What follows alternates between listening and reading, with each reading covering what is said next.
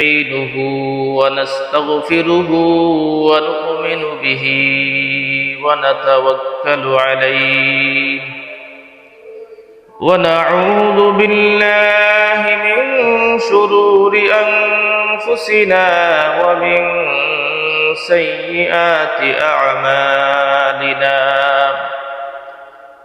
من يهدي الله فلا مضل له ومن يضلله فلا هادي له ونشهد أن لا إله إلا الله وحده لا شريك له وأشهد أن سيدنا وسندنا وحبيبنا ومولانا محمدا عبده ورسوله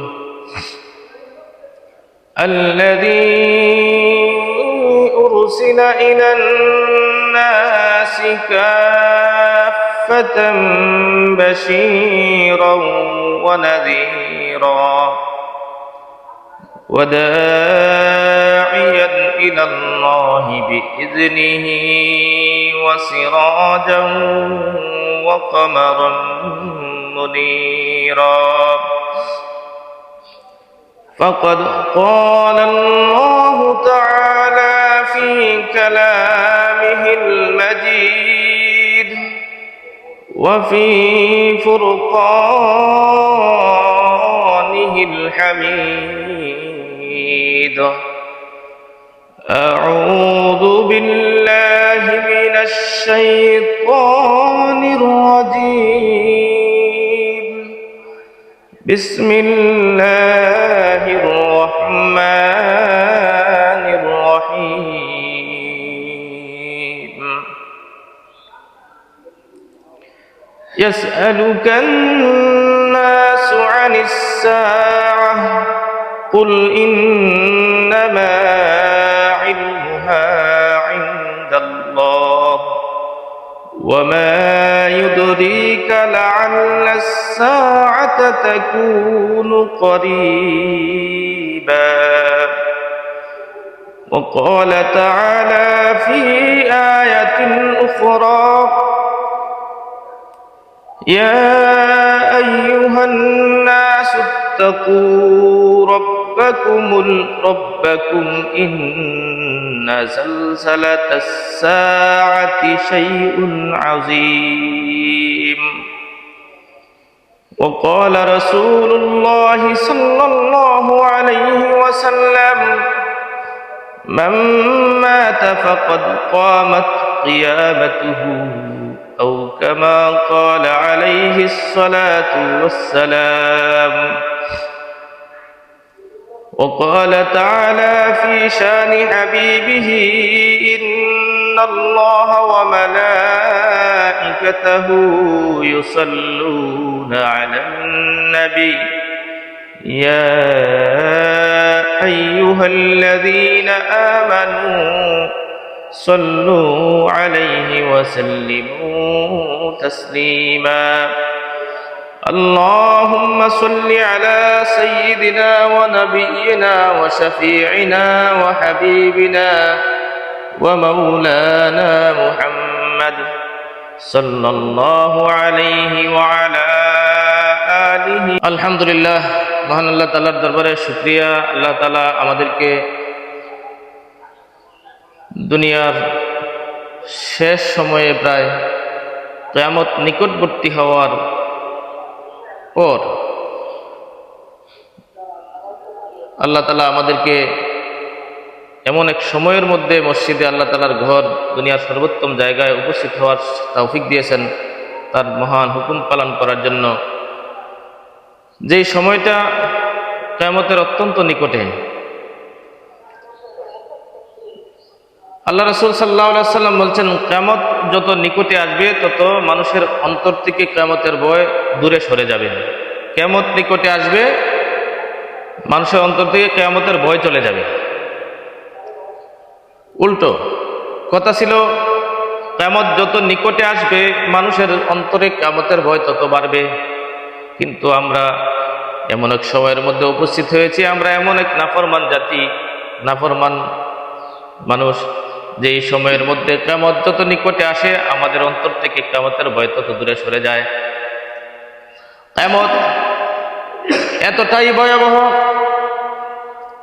কিয়ামতের ভয়াবহতা সম্পর্কে আল্লাহ রাসূল সাল্লাল্লাহু আলাইহি ওয়াসাল্লাম হাদিসের বিভিন্ন হাদিসে ইরশাদ করেছেন। এবং পাশাপাশি কোরআনে কারিমের মধ্যে কিয়ামত নিয়ে এত পরিমাণে আলোচনা হয়েছে, বারবার আলোচনা হয়েছে, কারণ বারবার আল্লাহ তাআলা আমাদেরকে সতর্ক করছেন। বারবার সতর্ক করার জন্য আল্লাহ তাআলা আমাদেরকে কোরআনের আয়াতের মাধ্যমে চেষ্টা করেছেন যেন আমরা কিয়ামতকে ভয় করি। কারণ কিয়ামত এমন একটি ভয়ঙ্কর অবস্থা, এমন একটা অবস্থার সৃষ্টি হবে যেই সময়টাতে কিয়ামত সংঘটিত হবে, ওই সময়টাতে আল্লাহ বলনেওয়ালা একজন লোক থাকবে না। সব মানুষ পাপিষ্ঠ হয়ে যাবে, আর তাদের উপরে আল্লাহ তাআলা রাগান্বিত হয়ে তাদের উপরে কিয়ামত সংঘটিত করবেন। আল্লাহ রাসূল সাল্লাল্লাহু আলাইহি সাল্লাম বলছেন, তোমরা কিয়ামত থেকে আল্লাহ তাআলার কাছে পানা চাও, কারণ দুনিয়ার মধ্যে সর্বনিকৃষ্ট জাতি হইল তারা যাদের উপরে কিয়ামত অনুষ্ঠিত হবে। যেই জাতির উপরে, যেই প্রজন্মের উপরে কিয়ামত অনুষ্ঠিত হবে, সেই প্রজন্মটা হবে সবচেয়ে নিকৃষ্টতম। এই জন্য আল্লাহ রাসূল বলছেন, তোমরা কিয়ামত থেকে আল্লাহর কাছে পানা চাও এবং দাজ্জালের ফিতনা থেকে আল্লাহ তাআলার কাছে পানা চাও, কারণ দাজ্জালও যাদের উপরে যেই সময় আসবে সেই সময়টা ভয়ঙ্কর হবে। দাজ্জালের সামনে ঈমান টিকে রাখা খুব কঠিন হবে। দাজ্জাল আসবে কখন? যখন কিয়ামত নিকটে আসবে তখন দাজ্জাল আসবে। তার আগে রাসূল সাল্লাল্লাহু আলাইহি সাল্লাম কিয়ামতের বিভিন্ন আলামতের কথা বলেছেন, নিদর্শনের কথা বলেছেন, কি কি নিদর্শন দেখানো হবে, কি কি নিদর্শন প্রকাশ পাবে। তন্মধ্যে সবচেয়ে যে ভয়ঙ্কর বিষয় হলো, সবচেয়ে বড় বিষয়, সেটা হলো দাজ্জালের আগমন, এবং তার আগে খুব ঘন ঘন ভূমিকম্প সৃষ্টি হবে। এই যে দেখেন, এই এক সপ্তাহের ভিতরে 5 বার ভূমিকম্প, গত শুক্রবার থেকে বৃহস্পতিবার পর্যন্ত এক সপ্তাহের মধ্যে 5টা ভূমিকম্প। এত ঘন ঘন ভূমিকম্প কেন হচ্ছে? হাদিসের মধ্যে আসছে, ঘন ঘন ভূমিকম্প হওয়ার এবং শক্তিশালী ভূমিকম্প হওয়ার কারণ হলো, যখন পৃথিবীতে পাপ কাজ বেশি হবে, প্রকাশ্যে পাপ যখন বেড়ে যাবে, প্রকাশ্য পাপের মধ্যে কিছু জঘন্য পাপ আছে, এই জঘন্য পাপগুলি বেশি হবে। তোর মধ্যে একটা হলো জিনা ব্যভিচার বেশি হবে। জিনা ব্যভিচার কি বেশি হচ্ছে না মনে হয়? জিনা ব্যভিচার বেশি হবে। নগ্ন অর্ধনগ্ন নারীর দ্বারা পৃথিবী ভরে যাবে, উলঙ্গ হয়ে যাবে, নারীরা উলঙ্গ হয়ে যাবে। এর মাধ্যমে জিনা ব্যভিচার বাড়তে থাকবে, হত্যা খুন বাড়তে থাকবে। হত্যা খুন, মানুষকে হত্যা করা, এটা প্রচুর পরিমাণে বেড়ে যাবে। এটা কি বাড়ছে না? আগে শুনতাম একটা মার্ডার হইলে, একটা মানুষ মারা গেলে মানুষ আতঙ্কিত হয়ে যেত, কয়েক মাসেও একটা মার্ডারের, একটা হত্যার ঘটনা শোনা গেছে না। আর এখন প্রতিনিয়ত মানুষ প্রকাশ্যে মানুষকে হত্যা করছে, সামনাসামনি মানুষকে হত্যা করছে, দিনের দুপুরে মানুষকে হত্যা করছে। গান বাজনা বেড়ে যাবে। কিয়ামতের আগে আরেকটা আলামত হলো, গান বাদ্যযন্ত্রের প্রভাব বেড়ে যাবে। গান বাদ্যকে হালাল মনে করবে, এবং এক শ্রেণীর মানুষ যারা শক্তিশালী, সমাজের শক্তিশালী মানুষ, দেশের রাষ্ট্রের শক্তিশালী গুরুত্বপূর্ণ মানুষগুলি গান বাজনার পক্ষে অবস্থান করবে। বিভিন্ন ধরনের অশ্লীল বেহায়াপনা কাজ তারা করবে, আর তাদের সাথে তাদের একাত্মতা থাকবে, তারা সহযোগিতা করবে, টাকা দিবে, পয়সা দিবে এবং তাদের পিছনে প্রটেক্ট করবে, তাদের পিছনে তারা শক্তি যোগাবে। এই সমস্ত অপরাধীদের পিছনে থাকবে রাষ্ট্রশক্তি, রাষ্ট্রযন্ত্র। এটা কি হচ্ছে না? এমনকি ইসলাম, কোরআন এবং হাদিস নিয়ে কটূক্তি করবে, কটূক্তিকারীর সংখ্যা বেড়ে যাবে, নাস্তিকের সংখ্যা বেড়ে যাবে। দেখেন নাই 2 দিন আগে আবুল সরকার নামে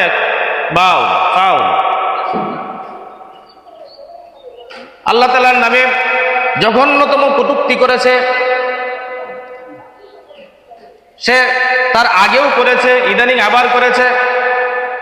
কয়েকদিন আগের এক ভিডিওতে দেখলাম সে বলতেছে কুল আউযু বিরাব্বিন নাস, মালিকিন নাস, ইলাহিন নাস, মিন শাররিল ওয়াসওয়াসিল খান্নাস। মানুষ নাচে, সবাই নাচে, সবাই খালি নাচের কথা বলছে আল্লাহ তাআলা। নাউযু বিল্লাহি মিন যালিক। এরকম ভণ্ড মূর্খ, এরকম দাজ্জাল সহজে পাওয়া যায় না। আল্লাহর কোরআনকে নিয়ে অবমাননাকর বক্তব্য দিয়েছে। 2 দিন আগে সে বলতেছে আল্লাহর কথার কোনো আগাগোড়া পাই না, কুট্টি ভাতা পাই না। একবার বলতেছে আরো সবার আগে আরো সৃষ্টি করছি, আরেকবার কইতেছে আত্মীয়তা সৃষ্টি করছি, আরেকবার কইতেছে আরেক জায়গায় আরেকটা সৃষ্টি করছি। এই ধরনের মন্তব্য করে যখন তার বক্তব্য ভাইরাল হয়, সারা বাংলাদেশের মানুষ রাগে গুসায় ফেটে পড়ে। তার বিচারের দাবিতে মানববন্ধন, মিটিং, মিছিল করে, তাকে গ্রেফতার করে এবং তাদের এই মানববন্ধনে তাদের যে এই গ্রেফতার করার কারণে মানববন্ধন করতেছে, মানববন্ধনের মধ্যে হামলা হয়। আবার তাদের পক্ষে এক শ্রেণীর শক্তিশালী মানুষ, নেতা বেতারা তাদের সাথে সুর মিলাইছে, তাদের পক্ষ নিছে, তাদের পক্ষে কথা বলছে। মনে রাখবেন যে এই ব্যক্তি এই সমস্ত নাস্তিক মুরতাদদের পক্ষে কথা বলে, তাদের প্রটেক্ট করে, তাদের সাথে সমর্থন করে, তাদের পক্ষ অবলম্বন করে। নিঃসন্দেহে এই মানুষগুলিও তাদেরই, এবং এই মানুষগুলিও নাস্তিক, এই মানুষগুলিও মুরতাদ। আমাদেরকে দেখতে হবে কোন ব্যক্তির যদি আল্লাহ তাআলাকে নিয়ে কটাক্ষ করার পরে, কোরআন নিয়ে কটাক্ষ করার পরে, নবী রাসূলদেরকে কটাক্ষ করার পরে তার পক্ষে যদি কেউ অবলম্বন করে, তাহলে নিঃসন্দেহে সেও সেই দলের। আর সেই কাজের জন্য যদি আপনার আমার অন্তরে যদি রাগ না উঠে, যদি গুসা না উঠে, আমি প্রতিবাদ না করি, তাহলে আমিও তাদের দলের। এই জন্য কাজী নজরুল ইসলাম বলছিলেন, রাসূলের অপমানে যদি কাঁদে না তোর মন, মুসলিম নয় নাস্তিক তুই, ইসলামের দুশমন। যদি রাসূলের অপমানে আপনার আমার অন্তরে আঘাত না লাগে, কোরআনের অপমানে যদি আপনার আমার অন্তরে আঘাত না লাগে, আল্লাহ তাআলার অপমানে যদি আপনার আমার অন্তরে আঘাত না লাগে, তাহলে বুঝতে হবে আমার ঈমান নাই, বুঝে নিতে হবে আমার ঈমান নাই। এই জন্য ভাইরা আমার, বন্ধুরা আমার, বলছিলাম কিয়ামত যত নিকটে আসবে, মানুষের অন্তর থেকে কিয়ামতের ভয় তত দূরে সরে যাবে। কারণ কিয়ামতকে বিশ্বাস করবে না, তার অন্তরে বিশ্বাস স্থাপন হবে না, কিয়ামতের ভয় তার অন্তরে ঢুকবে না। মনে মনে ভাববে এটা হয়তো নাও হইতে পারে, এবং আমার উপরে নাও হইতে পারে, আমি নাও পেতে পারি। কিন্তু আল্লাহ রাসূল সাল্লাল্লাহু আলাইহি ওয়াসাল্লাম বলছেন, কিয়ামত একটা তো বড় কিয়ামত আছে, যেটা একসাথে গোটা পৃথিবী ধ্বংস হয়ে যাবে, আকাশ জমিন সব ধ্বংস হয়ে যাবে। আমাদের মাথার উপরে যে গ্রহ নক্ষত্র রাজি আছে, চন্দ্র সূর্য আছে, সবগুলি খসে খসে পড়তে থাকবে জমিনের উপরে। এটা তো একটা বড় কিয়ামত আছে। তাছাড়াও ব্যক্তিগত কিয়ামত আছে। আল্লাহ রাসূল বলেন, মান মাতা ফাকাদ কামাত কিয়ামাতুহু। যেই ব্যক্তি যখন মারা যায়, তখন তার কিয়ামত শুরু হয়ে যায়। কিয়ামতের শেষ পরিণতি কি? মৃত্যু। আমার উপরে যদি এই চাঁদ ভেঙে পড়ে, তাহলেও আমি মারা যাব। আমাকে কেউ যদি গুলি করে, তাহলেও আমি মারা যাব।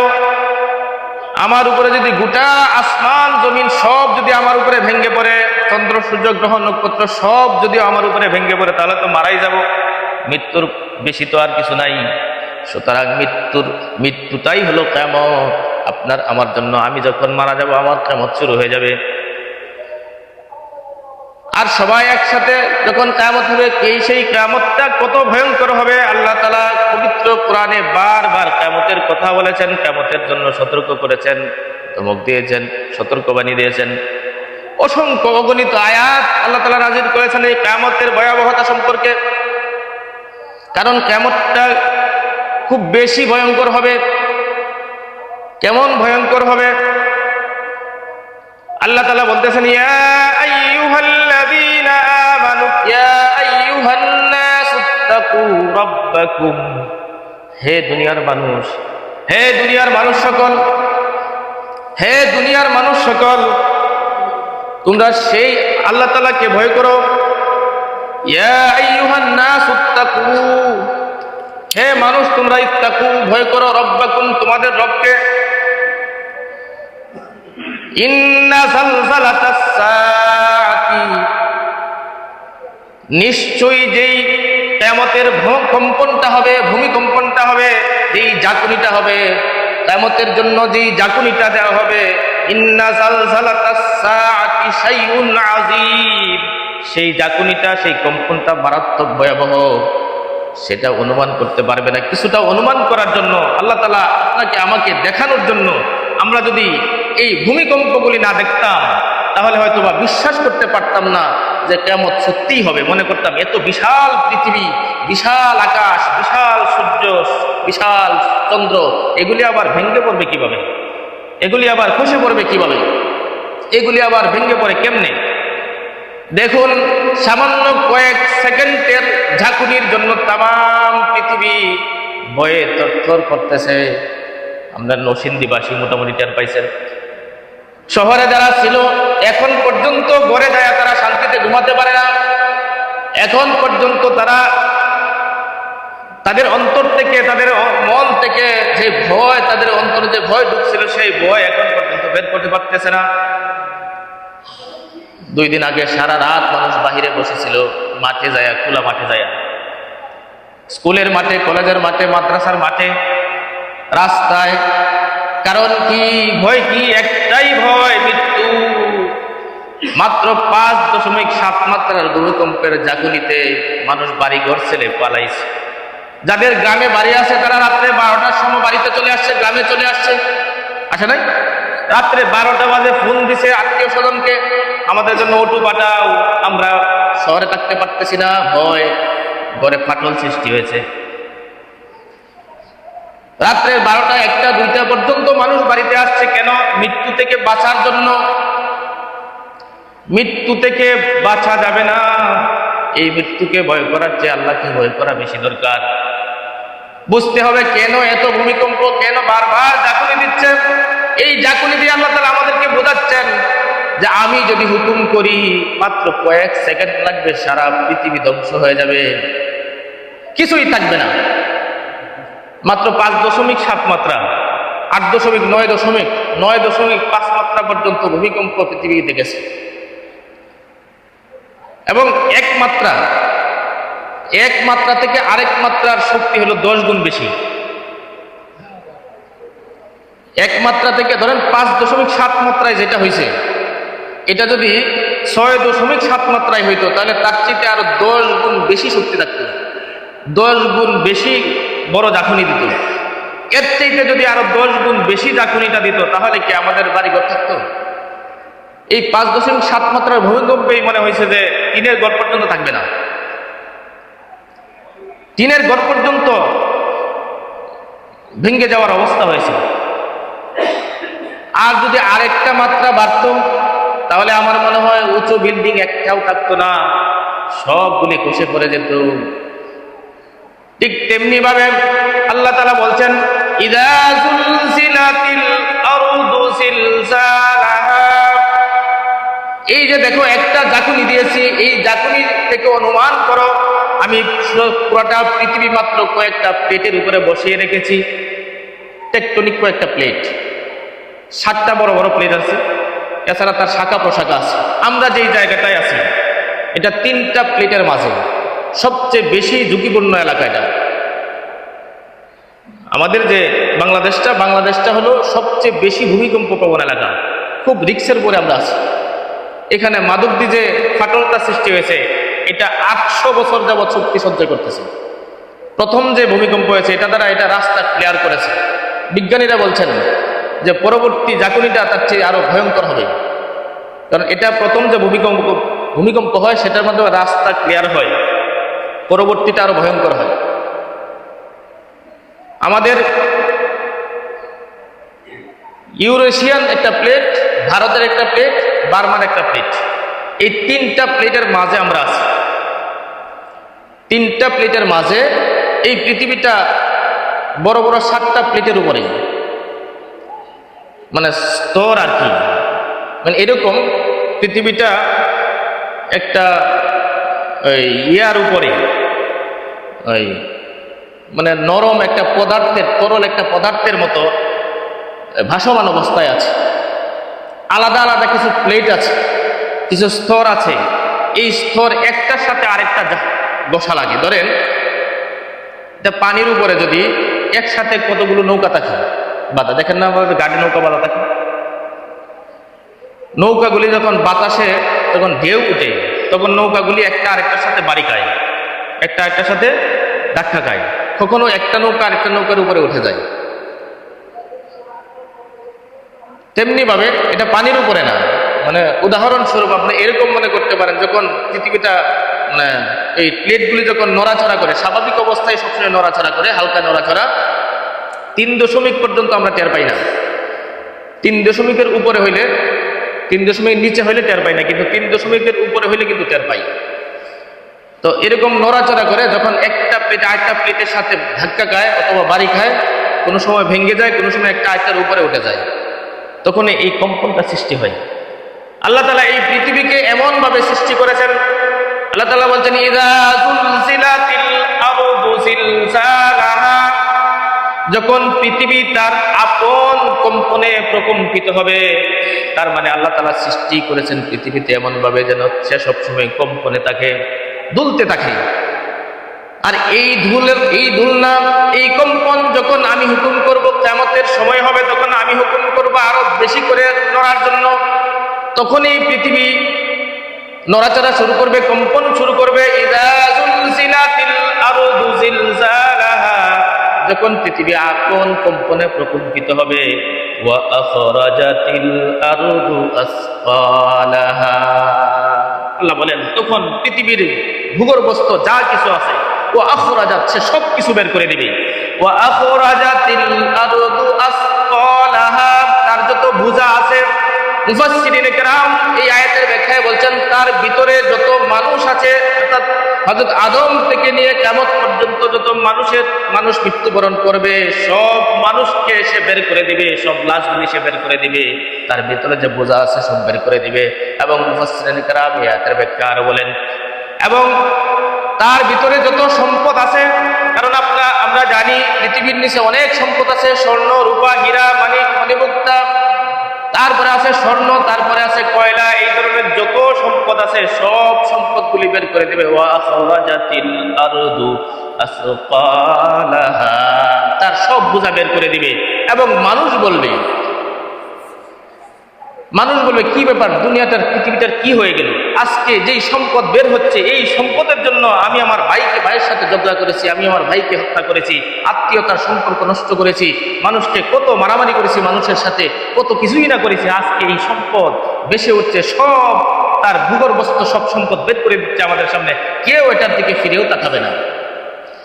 ওয়া আখরাজাতিল আরদু আসফালাহা ওয়া ক্বালাল ইনসানু মা লাহা, মানুষটা বলবে হায় দুনিয়ার কি হয়ে গেল, পৃথিবীর কি হলো, এটার কি হলো, এটা এরকম ভাবে কম্পন সৃষ্টি হলো কেন, এটা কাঁপছে কেন, এটা কম্পন সৃষ্টি হলো কেন? এরকম ভাবে মানুষ বিভিন্ন আয়াতের ব্যাখ্যায় মুফাসসিরিনে কেরাম লেখেন যে মানুষ বিভিন্ন কাজের মধ্যে ব্যস্ত থাকবে, কাজ করতে থাকবে, খাওয়া দাওয়া করবে, বিভিন্ন কাজে ব্যস্ত থাকবে, ওই সময়ের মধ্যে পৃথিবীটা দুলা শুরু করবে, কম্পন শুরু করবে, আর মানুষ বুঝতেও পারবে না কি হবে। ওয়াইদাশ শামসু কুওয়িরাত, আল্লাহ তাআলা বলেন যখন সূর্য তার আপন যে আলো আছে, আলো হারিয়ে ফেলবে, সূর্য অন্ধকার হয়ে যাবে। এই ব্যাখ্যায় মুফাসসিরিনে কেরাম বলেন যে কিয়ামতের সময় সূর্যটা খণ্ড বিখণ্ড হয়ে, খণ্ডিত বিখণ্ডিত হয়ে ছিটকে দুনিয়াতে পড়বে, কেউ বলছেন সমুদ্রে পড়বে। আর সমুদ্রে আল্লাহ তাআলা বলছেন সমুদ্রের মধ্যে আগুন প্রজ্বলিত করে দেওয়া হবে। সমুদ্রেতে আমরা পানি দেখি, ঠিক না? মূলত সমুদ্রের নিচে আছে আগুন। সমুদ্রের যে নিচে যে আগুন আছে সেই আগুনটাকে ধাবিয়ে রাখার জন্য আল্লাহ তাআলা উপরে পানির ব্যবস্থা করেছেন। সমুদ্রের নিচে আছে পানি, আগুন। সেই সমুদ্রে যখন গ্রহ নক্ষত্র চন্দ্র সূর্য সবগুলি ছিটকে পড়বে, তখন সেই আগুন বেরিয়ে আসবে এবং উপরে যত কিছু আছে তারকারা যেগুলি সব দুনিয়ার উপরে পড়বে। وأخرجت الأرض أثقالها وقال الإنسان ما لها يومئذ تحدث أخبارها। সবচেয়ে ভয়ঙ্কর বিষয় হলো এই দিন, এই দুনিয়া পৃথিবী সব কিছু প্রকাশ করতে থাকবে। ইয়াউমাইযিন তুহাদ্দিসু, সে বর্ণনা করতে থাকবে, আখবারাহা, তার যত সংবাদ আছে, তার যত খবর আছে, তার কাছে যত গচ্ছিত সংবাদ আছে সব সংবাদগুলি বের করে দিবে। কি সংবাদ বের করবে? আল্লাহ তাআলা তাকে হুকুম করবেন তাকে বের করে দেওয়ার জন্য, সে বের করে দিবে। সেটাই মুহাদ্দিসিনে কেরাম, মুফাসসিরিনে কেরাম লিখেছেন যে ওই দিন, কিয়ামতের দিন, দুনিয়ার মানুষ যত জায়গায় যা কিছু করেছে, গোপনে করেছে, প্রকাশ্যে করেছে, ছোট করেছে, বড় করেছে, সব কিছু সে বলতে শুরু করবে। সব বলে দিবে, আপনি আমি কোথায় কখন কি করেছিলাম, কোন জায়গায় কি পাপ কাজ করেছি, কোন জায়গায় কি খারাপ ভালো কাজ করেছি, কোন জায়গায় কি খারাপ কাজ করেছি, সবগুলি বলতে থাকবে। আপনার আমার সব আমল প্রকাশ করে দেওয়া হবে সেদিন। وقال الإنسان ما لها يومئذ تحدث أخبارها। সব খবর আপনার আমার যত কাজকর্ম আছে সব কাজকর্ম দেখেন তো, একটু ভাবেন। রাতের গোপনে, রাতের আধারে গোপনে একাকী যে পাপগুলি করি, যা কিছু ভাবি, যা কিছু করি, এই সব পাপগুলি যদি আপনার আমার সমাজে প্রকাশিত হয়ে যায়, মুখ দেখাতে পারবো? মুখ দেখাতে পারবো না। সেই দিন সবার সামনে আমার কৃতকর্মগুলি বলে দিবে, জমিন একটা একটা করে সব বলে দিবে। ইয়াউমাইযিন তুহাদ্দিসু আখবারাহা। ইয়াউমাইযিন, পরবর্তী আয়াতে বলছেন ইয়াউমাইযিন ইয়াসদুরুন নাসু আশতাতান লিইউরাউ আ'মালাহুম। ওই দিন মানুষগুলি দলে দলে ছুটতে থাকবে। সব মানুষ, যত মানুষ দুনিয়াতে আসছিল, মৃত্যুবরণ করেছে এবং মৃত্যুবরণ করবে, সবগুলি মানুষ দৌড়াতে থাকবে দলে দলে। এক এক দিকে এক একটা দল চলে যাবে, দলে দলে বিভক্ত হয়ে তারা দৌড়াতে থাকবে। এক জায়গায় যায়, এক এক জায়গায় যায় একটা দল জড়ো হবে। ইয়াউমাইযিন ইয়াসদুরুন নাস আশতাতা, তারা দলে দলে বের হবে। লিইউরাউ আ'মালাহুম, কারণ হলো আল্লাহ তাআলা বলছেন তাদের যে আমল আছে, দুনিয়াতে যত আমল করেছিল, যত কাজ করেছিল, নেক কাজ করেছিল, বদ কাজ করেছিল, সৎ কাজ করেছিল, সব কাজগুলিকে তাদের সামনে প্রদর্শন করা হবে, দেখানো হবে। দুনিয়াতে কোন জায়গায় কখন তুমি কি করেছিলে, কার সাথে মিথ্যা কথা বলেছিলে, কার কাছ থেকে চুরি করেছিলে, ছোট হোক বড় হোক, যা কিছু করেছিলে, ভালো হোক মন্দ হোক, সবগুলি সামনে উপস্থাপন করার জন্য, সঠিক বিচার করার জন্য এবং সেখান থেকে সঠিক ফয়সালা নেওয়ার জন্য আলাদা আলাদা দলে বিভক্ত করা হবে। কেমন দল? ভালো না ভালো, মানে এক এক ক্যাটাগরির মানুষ এক এক জায়গায় চলে যাবে, কেউ জানবেও না কে কোন দলের। সে দৌড় দিবে একদিকে, কিন্তু যায় দেখবে যে সবাই এক ক্যাটাগরি মানুষ একসাথে হয়ে গেছে। কারণ ওইখানে নেওয়ার পরে যার যার আমল নামা, মানে খারাপ আমল নামাগুলি, খারাপেরও ক্যাটাগরি আছে, ভালোরও ক্যাটাগরি আছে, সব ক্যাটাগরি অনুযায়ী তাদেরকে আলাদা করা হবে। সেখানে তাদের আমলগুলিকে পরিদর্শন করানো হবে, দর্শন করানো হবে, দেখানো হবে। এবং আল্লাহ তাআলা বলছেন ইয়াউমাইযিন তুহাদ্দিসু আখবারাহা ইয়াউমাইযিন ইয়াসদুরুন নাসু আশতাতান লিইউরাউ আ'মালাহুম। তাদের আমলগুলি আমি দেখাবো। ফামান ইয়া'মাল মিসকালা যাররাতিন খায়রান ইয়ারা। সেদিন তুমি যদি যাররা পরিমাণ, কোনো নেক কাজ করে থাকো, সামান্য নেক কাজ, সেটাও তোমাকে দেখানো হবে এবং সেটারও বদলা দেওয়া হবে, সেটারও প্রতিদান দেওয়া হবে। যত ছোটই হোক, আপনি কোনো নেক কাজকে ছোট মনে করবেন না, কারণ কিয়ামতের দিন আপনার এই ছোট নেক কাজটাই আপনাকে কিয়ামতের দিন অনেক কিছু থেকে বাঁচাবে। সামান্য, রাসূল সাল্লাল্লাহু আলাইহি ওয়াসাল্লাম বলছেন, যত সামান্যই হোক, একজন ভিক্ষুককে যদি একটা পুরা ছাগলের পাও দাও, তাহলেও সেটাকে আল্লাহ তাআলা হিসাব করবেন, সেটাও তোমাকে প্রতিদান দিবেন। এমনকি মানুষের সাথে যে সামান্যতম খারাপ ব্যবহার করো, খারাপ কথা বলো, কঠোর কথা বলো, সেই কথাটাও, সেই যে পাপটা হয় সেটাও সেদিন প্রতিদান দেওয়া হবে। এমনকি মানুষের সামনে সাক্ষাৎ হলে সালাম দাও, এই সালামের সওয়াবটাও সেদিন দেখানো হবে।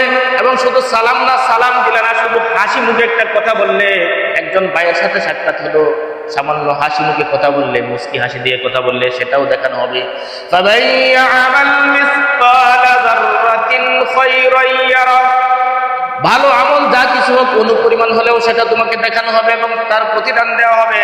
ফামান ইয়া'মাল মিসকালা যাররাতিন শাররান ইয়ারা, আর যদি মন্দ কাজ হয়, খারাপ কাজ হয়, অল্প পরিমাণ, অনুপরিমাণ হলেও যারা পরিমাণ হলেও সেটাও তোমাকে সেদিন দেখানো হবে এবং সেটার প্রতিদান দেওয়া হবে, সেটারও প্রতিদান দেওয়া হবে। আল্লাহ তাআলা বিন্দু মাত্র কারো সাথে সেদিন অন্যায় করবেন না, ন্যায় বিচার করবেন, জুলুম করবেন না। তো কিয়ামতটা কেমন ভয়াবহ হবে, কিয়ামত ভয়াবহতা সম্পর্কে আল্লাহ তাআলা সূরা ইনশিকাকে বলছেন, ওয়া ইযাল আরদু মুদ্দাত, পৃথিবী সেই দিন পৃথিবীটাকে লম্বা করা হবে, প্রশস্ত করা হবে। এই যে পাহাড় পর্বতগুলি দেখতেছি, বিশাল বিশাল পাহাড়, বিশাল বিশাল পর্বত, এই পর্বতগুলি সেই দিন ভেঙে ফেলা হবে, চুরমার হয়ে যাবে, উঠতে থাকবে, রঙিন পশমে উঠতে থাকবে। এবং সেই পৃথিবীর যা কিছু আছে সব কিছু ভেঙে সমান করে দেওয়া হবে এবং বিশাল করে প্রশস্ত করা হবে। প্রশস্ত করার কারণ হলো সেখানে কিয়ামতের মাঠ অনুষ্ঠিত হবে। এই জন্য ওই দিন কিচ্ছু থাকবে না, কোনো মানুষ যেন লুকাতে না পারে, কোনো ধরনের আবর্জনা, কোনো ধরনের ঘর বাড়ি কিচ্ছু থাকবে না, একদম সমান করে দেওয়া হবে, পরিষ্কার করে দেওয়া হবে। যেরকম চোখ যত দূর যায় তত দূর পর্যন্ত দেখা যাবে, এরকম সুন্দর করে পৃথিবীটাকে সমতল করা হবে। এবং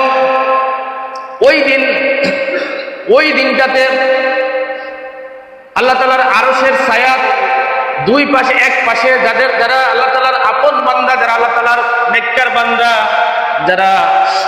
যারা সৎ কাজ করেছে, যারা জান্নাতি, তাদেরকে আলাদা করে নিয়ে যাওয়া হবে, তাদেরকে আরশের ডান পাশে নিয়ে যাওয়া হবে এবং বাকিদেরকে আরশের বাম পাশে নেওয়া হবে। এবং সূর্যটাকে আবার প্রতিষ্ঠিত করা হবে, পুনঃপ্রতিষ্ঠা করা হবে এবং সূর্যটাকে এনে মাথার উপরে একদম কাছে নিয়ে আনা হবে। তারপরে বিচার শুরু হবে। 50 আলফা সানা মিম্মা তা'উদ্দু, আল্লাহ রাসূল বলেন সেই দিনটা হবে 50,000 বছরের সমান, ওইখানে দাঁড়িয়ে থাকতে হবে। আর দুনিয়াটার যে এই যে আমাদের যে কম্পনটা হয়, ভূমিকম্পটা হয়, এই ভূমিকম্পটা আল্লাহ তাআলা আমাদেরকে দেন, আমরা যেন এই কিয়ামতটা অনুভব করতে পারি, কিয়ামতের ভয়াবহতাটা কেমন হবে। একটা মানুষ যখন শহরে থাকে, শহরে থাকার পরে শহরে যখন ভূমিকম্প শুরু হয়, দালান যখন দুলতে শুরু করে, তখন তার কাছে যদি আপনি মনে করেন যত দুনিয়ার সম্পদ আছে, দুনিয়ার যত সম্পদ, যেই ঝাঁকুনিটা শুরু হয়েছিল এটা যদি 3 সেকেন্ড বা 2.5 সেকেন্ড বা 3.5 সেকেন্ড স্থায়ী ছিল, যদি এটা 10 সেকেন্ড হতো বা 20 সেকেন্ড, 30 সেকেন্ড হতো, 30 সেকেন্ড যদি হতো, আর যদি মাত্রাটা আরেক পয়েন্ট বাড়তো, বেশি থাকতো, আর এই অবস্থায় যখন ঝাঁকুনি শুরু হতো, তখন আপনি যদি একটা বিল্ডিং এর ভিতরে থাকতেন, ওই সময় যদি আপনার সামনে সুন্দরী নারী এবং টাকা পয়সা, স্বর্ণ অলংকার সব যদি আপনার সামনে নিয়ে উপস্থিত করা হতো, নাও এই সব তোমার, বাড়ির আশপাশের আপনার যত পাড়া প্রতিবেশী আছে সবাই যদি বলে আমার কিচ্ছু লাগবে না, নাও সব কিছু তোমার দিয়ে গেলাম, আপনার কাছে কোনো মূল্য আছে? কোনো মূল্য নাই। তাম পৃথিবীর সম্পদ যদি আপনাকে দিয়ে দেওয়া হয়, তাহলে আপনার কাছে 1 পয়সার মূল্য থাকবে না। আপনি বলবেন আমি আগে জান বাঁচানোর চেষ্টা করেন, আমি যদি দুনিয়াতে বেঁচে থাকি তাহলে তো আমার এই সম্পদের দরকার, যদি দুনিয়াতে বেঁচে না থাকি আমি এই সম্পদ দিয়ে কি করব? এটা দিয়ে আপনাকে বোঝাচ্ছেন আল্লাহ তাআলা যে দেখো, এই সম্পদের জন্য, যেই সম্পদের জন্য, যেই স্বর্ণের জন্য, যেই টাকা পয়সার জন্য মারামারি করছো, হানাহানি করছো, একে অপরকে হত্যা করছো, আত্মীয়তার সম্পর্ক নষ্ট করছো, সেই সম্পদ একদিন আসবে, কোনো কাজে আসবে না। তোমার সামনে যদি মৃত্যু মালাকুল মউত উপস্থিত হয়ে যায়, যখন তুমি বুঝবে যে তোমার সামনে মালাকুল মউত উপস্থিত, তুমি এখনই মারা যাবে, তুমি আর বেশিক্ষণ সময় দুনিয়াতে থাকবে না, 1 ঘন্টা অথবা 2 ঘন্টার ভিতরে অথবা নিশ্চিত এখন মৃত্যু হচ্ছে, তখন তোমার কাছে সম্পদের কোনো দাম নাই। এরকম ভাবে তোমার সামনে মালাকুল মউত সবসময় আসবে, কিয়ামত আসবে, এই সম্পদের জায়গায় পড়ে থাকবে। দুনিয়ার কেউ এই সম্পদ দিকে তাকাইবে না, কেউ চাইবেও না, দিলেও কেউ নেবে না। এখন তো চুরি করে নেয়, হত্যা করে নেয়, মারামারি করে নেয়, জোরপূর্বক নেয়, ওই সময় কেউ দিলেও নেবে না। কারণ ওই সময় মনে করবে যে দুনিয়াতে আর থাকতেছি না। এই ভয়টা আপনার আমার অন্তরে সবসময় থাকতে হবে যে এই দুনিয়াটা চিরস্থায়ী নয়, হয়তোবা আমার একা কিয়ামতে উপস্থিত হতে হবে, অর্থাৎ মৃত্যুবরণ